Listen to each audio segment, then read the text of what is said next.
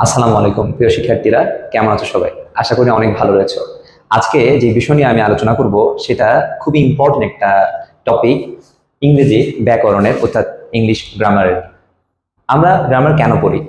Grammar পড়ি এই জন্যই ভাষাকে শুদ্ধভাবে পড়তে এবং লিখতে পারার জন্য। আমরা জানি ভাষার দুটি রূপ রয়েছে, একটি হচ্ছে মৌখিক রূপ আর একটা হচ্ছে লিখিত রূপ। মৌখিক অথবা লিখিত যে রূপেই আমরা ভাষাকে ব্যবহার করে থাকি না কেন, সে ভাষাটার শুদ্ধভাবে পড়তে এবং লিখতে পারার জন্য যে নিয়ম কানুন সেগুলোকে বলা হয় ব্যাকরণ বা গ্রামার বলা হয়। ছোটবেলা থেকে আমরা যে বাংলা ভাষায় কথা বলে আসি বা আমরা বাংলা ভাষায় কথা বলি সব সময়, এই ভাষাটা শেখার জন্য আমাদের কোনো ব্যাকরণ শিখতে হয়নি। কিন্তু কোনো একজন বিদেশি সে যদি আমাদের ভাষায় কথা বলতে চায়, তাহলে কিন্তু অবশ্যই তাকে অনেকগুলো নিয়ম কানুন শিখতে হবে। যেমন ধরুন, আমি জাস্ট একটা এক্সাম্পল দিচ্ছি। আমি আমার কোনো শিক্ষককে আমি কখনো তুই বা তুমি বলবো না, আমি তাকে বলবো আপনি। আবার আমার ফ্রেন্ডকে আমি বলবো তুই বা তুমি বলবো। অথচ এই তিনোটা সম্বোধন যখন আমি ইংলিশে বলবো, তখন কিন্তু সেটা আমরা ইউ দিয়ে প্রকাশ করি।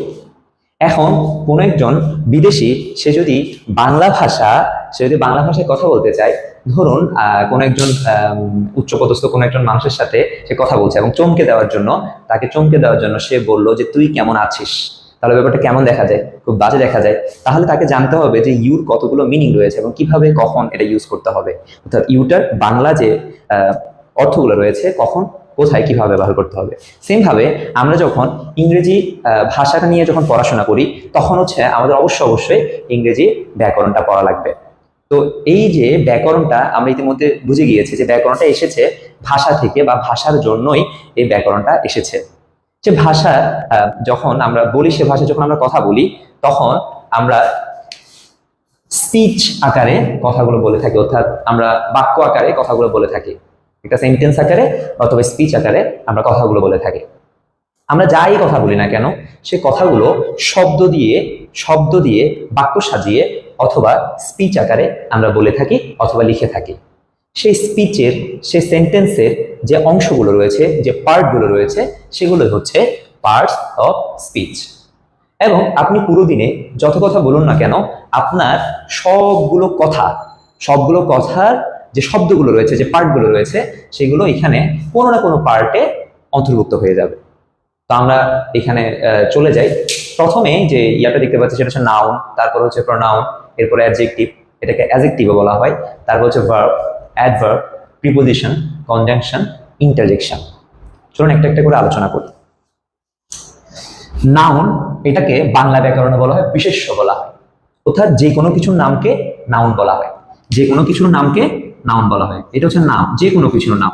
সেটা হতে পারে ব্যক্তির নাম, বস্তুর নাম, কোনো একটা স্থানের নাম, হতে পারে কোনো একটা কাজের নাম। একটু পরে আমি ব্যাপারটা ক্লিয়ার করে দিচ্ছি। এরপরে হচ্ছে প্রোনাউন। প্রোনাউন মানে হচ্ছে যেটাকে বাংলাতে বলা হয় সর্বনাম, আর এটাকে বাংলাতে বলা হয় বিশেষ্য। এটাকে বাংলা ব্যাকরণে বলা হয় বিশেষ্য বলা হয়। আর প্রোনাউনকে বলা হয় সর্বনাম, অর্থাৎ সকল নামের পরিবর্তে যে শব্দগুলো ব্যবহার হয়ে থাকে সেগুলো হচ্ছে প্রোনাউন। এরপরে আমরা যদি এটাতে আসি, এটার নাম হচ্ছে অ্যাডজেক্টিভ, এবং এটাকে বাংলাতে বলা হয় বিশেষণ। বাংলাতে বিশেষণ বলা হয়।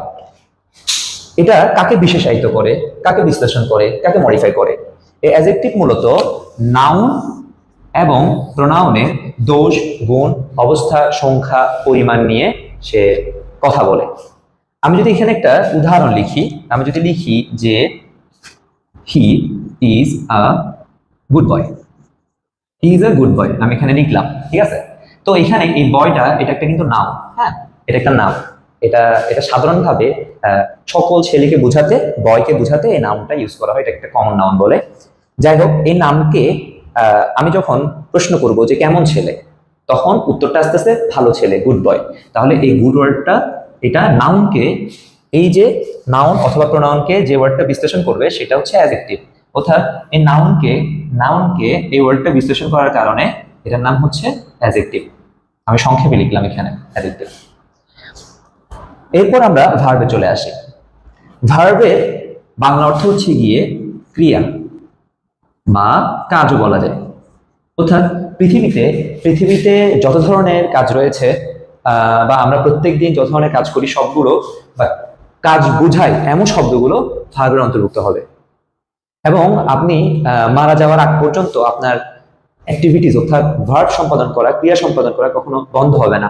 এমনকি আপনি যখন মারা যাবেন তখন মারা গিয়েও, এই যে মারা যাওয়া এটা একটা কাজ, মারা গিয়েও আপনি একটা কাজ করে গেলেন, মানে একেবারে জীবনের শেষ পর্যায়ে একটা কাজ করে গেলেন। ইয়েস, তো এটা হচ্ছে ভার্ব। এরপর হচ্ছে অ্যাডভার্ব। আমরা এখানে দেখতে পাচ্ছি অ্যাডজেক্টিভ, এখানে একটা এডি আছে, এখানে একটা এডি আছে, আমরা এটা দেখতে পাচ্ছি। ভার্ব ক্রিয়া, আর এটা হচ্ছে অ্যাডভার্ব, এটা হচ্ছে ক্রিয়া বিশেষণ। এটার নাম হচ্ছে ক্রিয়া বিশেষণ, এটার নাম হচ্ছে ক্রিয়া বিশেষণ, এটার নাম হচ্ছে ক্রিয়া বিশেষণ। এটা কাকে বিশেষায়িত করে, এটা কাকে মডিফাই করে? এটা প্রধানত, এটা মাথায় রাখবেন, একদম সবসময় মাথায় রাখবেন, এটা প্রধানত ক্রিয়াকে মডিফাই করে। এটা প্রধানত ক্রিয়াকে মডিফাই করবে, এটা অর্থাৎ ভার্বকে মডিফাই করবে। এছাড়াও এটা নাউন অথবা প্রোনাউন ছাড়া অন্যান্য পার্টিসিপেল স্পিচকেও মডিফাই করে এরকম বলা হয়, বাট আপনি দেখবেন যে ম্যাক্সিমাম সময়ে এটি ভার্বকে মডিফাই করে থাকে এবং এটা অ্যাডজেক্টিভকে মডিফাই করে থাকে এবং এটা নিজেকেও মডিফাই করে থাকে। প্রথমে আমি ক্রিয়া বিশেষণের একটা উদাহরণ দিই, যেমন হি ওয়াক্স স্লোলি, হি ওয়াক্স স্লোলি, সে হাঁটে স্লোলি, ধীরে ধীরে হাঁটে। এই হাঁটাটা এটা একটা কাজ, এই কাজ এটা একটা ভার্ব। আর কে হাঁটে? সে হাঁটে। তাহলে যে ভার্বের কাজটা করবে সে হচ্ছে সাবজেক্ট। বাংলা ব্যাকরণে যাকে বলা কর্তা বলা হয়, ক্রিয়ার কাজটা যে করবে তাকে কর্তা বলা হয় বাংলা ব্যাকরণে। আর এখানে ইংলিশে ভার্বের কাজটা যে করবে তাকে সাবজেক্ট বলা হয়। এই যে এখানে ভার্বটাকে এবার আমি প্রশ্ন করছি যে কিভাবে হাঁটে সে, এই ভার্বটাকে প্রশ্ন করার পরে এটা মডিফাইড হয়, এটা বিশ্লেষিত হয়, এটা বিশ্লেষিত হয়ে প্রশ্ন আসতেছে, প্রশ্নটার উত্তর আসতেছে স্লোলি, ধীরে ধীরে হাঁটে। তাহলে ভার্বকে মডিফাই করবে যে শব্দটা, তাকে আমরা বলবো অ্যাডভার্ব, তাকে আমরা অ্যাডভার্ব বলবো। একটু আগে আমি একটা কথা বলেছিলাম যে অ্যাডভার্ব এছাড়াও অ্যাডজেক্টিভকেও মডিফাই করে থাকে এবং নিজেকেও মডিফাই করে থাকে। এইখানে আমরা একটা অ্যাডজেক্টিভ দেখতে পাচ্ছি, চলুন এটাকে আমরা প্রশ্ন করি। He is a good boy, ভালো ছেলে। এখন আমি প্রশ্ন করছি যে কেমন ভালো? উত্তর আসলো খুবই ভালো ছেলে, ভেরি গুড বয়। তাহলে এই যে ভেরি ওয়ার্ডটা কাকে কাকে মডিফাই করলো? অ্যাডজেক্টিভকে মডিফাই করলো, যার কারণে এটার নাম হয়ে যাবে অ্যাডভার্ব। অর্থাৎ অ্যাডজেক্টিভকেও যে ওয়ার্ডটা মডিফাই করবে সেটাকে আমরা অ্যাডভার্ব বলবো। এবার চলুন যে অ্যাডভার্ব নিজেকে নিজে মডিফাই করে সেটা দেখি। যেমন হি ওয়ার্কস স্লোলি। এখন আমি যদি বলি যে কি কেমন স্লোলি হাঁটে, অ্যান্সার আসবে বিভিন্ন ধরনের অ্যান্সার আমরা দিতে পারি। টু স্লোলি, দেখলাম যে খুবই স্লোলি হাঁটে।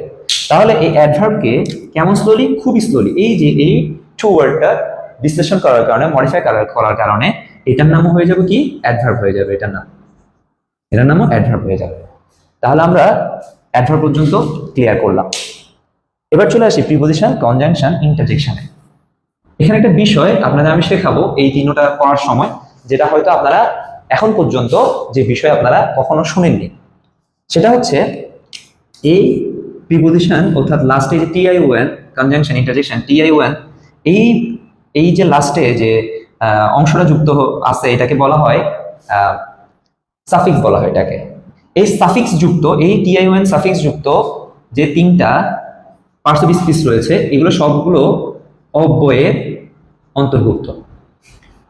এখন আমি আপনাদেরকে ওই যে যেটা শুনেননি যে কথাটা বলেছিলাম সেটা বলবো। সেটা হচ্ছে গিয়ে এই যে অব্যয় আমরা বলে থাকি বাংলা ব্যাকরণে, এটা শুনি বা আমাদের বাংলা ব্যাকরণের শব্দগুলো অনেক কঠিন লাগে, তাই না? তো এই যে বয়, এই ওয়ার্ডটার বাংলা অর্থ হচ্ছে গিয়ে পরিবর্তন,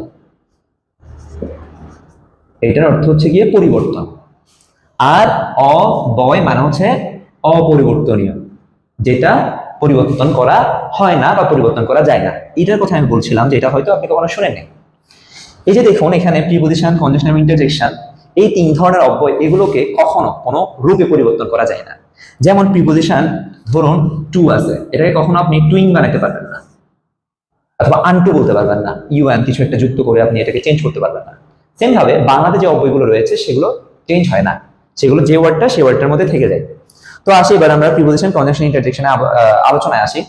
এই প্রিপজিশন এটাকে বাংলাতে বলা হয় পদান্বয়ী অব্যয়, আর এটাকে বলা হয় সংযোজক অব্যয়, আর এটাকে বলা হয় আবেগসূচক অব্যয় বা শব্দাংশ বলা হয় বা শব্দ বলা হয়। এখানে দেখুন প্রিপজিশন এবং কনজাংশন এই দুইটার কাজ হচ্ছে মূলত যুক্ত করা। আমি শর্টকাট বলে দিচ্ছি, এই দুটোর কাজ হচ্ছে যুক্ত করা। এখন দুটো কাজ যদি যুক্ত করা হয় তাহলে দুটো কি একই রকম ভাবে যুক্ত করে? না। এটা কিভাবে যুক্ত করে? এটা যুক্ত করার, প্রিপোজিশনে যুক্ত করার যে ব্যাপারটা সেটা ওর নামের মধ্যে নিহিত রয়েছে। সেটা কি? সেটা হচ্ছে প্রিয়র্থ পূর্বে পজিশনার্থ অবস্থান।